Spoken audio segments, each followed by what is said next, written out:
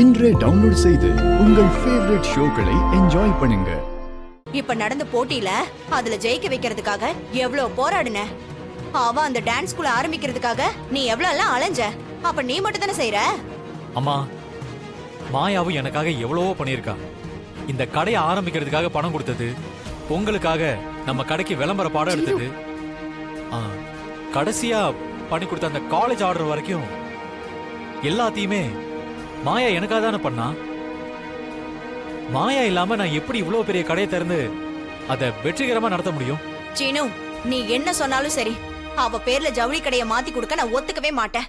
அத்தை, நானும் அதெல்லாம் வேண்டாம் தான் சொல்றேன். இவன் தான் கேட்கவே மாட்டேங்கிறான். ஒரு நல்லது நடக்கணும்னு தானே கடையை உன் பேர்ல மாத்தணும்னு சொல்றேன். அது ஏன் உங்களுக்கு புரியவே மாட்டேங்குது? சரி, எனக்கு ஒரு ஐடியா தோணுது. அத சொல்லட்டுமா? சொல்லு. இந்த ஆர்டரை எடுத்துதான் ஆகணும்னா நீ ஆசைப்பட்டா நாம ஏன் அத்தை பேர்ல எடுக்க கூடாது? கடையை அத்தை பேர்ல மாத்தி எழுதிடு.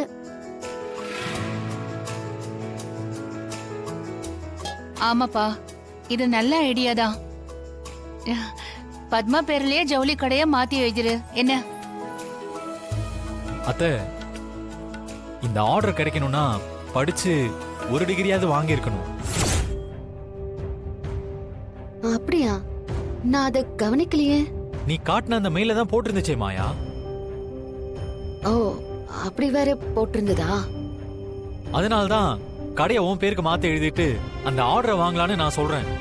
டேய், நீ அவளுக்கு தான் எழுதி கொடுக்கணும்னு முடிவெடுத்துட்டு வந்து இங்க பேசுறல்ல? ஐயோ, அப்படியெல்லாம் எதுவும் இல்லம்மா, புரிஞ்சுக்கோங்கம்மா. குறைஞ்சபட்சம் ஒரு டிகிரியாவது வாங்கி இருக்கணும்.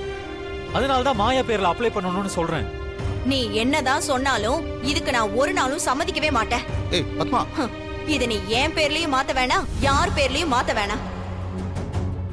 இங்க பாரு, இத நீ உன் பேர்லயே தொழில் ஆரம்பி. அதுல வர வருமானம் என்னமோ அது போதும். உன் பேர்ல இருந்தா என்ன ஆர்டர் கிடைக்குமோ அதுக்கு உண்டான வேலையை பாரு, அது போதும். இந்த ஆர்டர் எல்லாம் நமக்கு ஒண்ணு தேவையே இல்ல. இப்ப வரைக்கும் ஒரு பொண்டாட்டியா அப்பாவுக்காக நீ என்ன செஞ்சிருக்க சொல்லு.